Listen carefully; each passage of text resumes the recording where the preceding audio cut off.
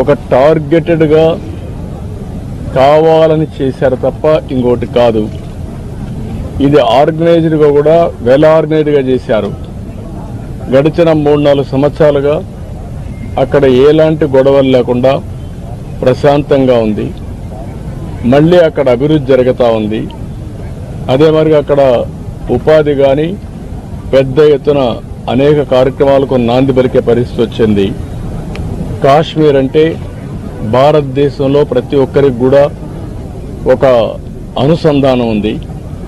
ఇది ఒక సుందరమైన ప్రాంతం, మన దేశంలో అత్యంత ముఖ్యమైన ప్రాంతం అనే అభిప్రాయం అందరిలో ఉంది. అలాంటి దగ్గర ఇటీవల ఎలక్షన్ చేయడం, ప్రజాస్వామ్యాన్ని కూడా పునరుద్ధరించడం, టెర్రరిస్టుల్ని పూర్తిగా నిర్మూలించి, టెర్రరిజాన్ని నిర్మూలించి ఈరోజు అభివృద్ధికి శ్రీకారం చుట్టే పరిస్థితి వచ్చింది. అలాంటి సమయంలో ఇలాంటి సంఘటన జరగడం చాలా బాధాకరం.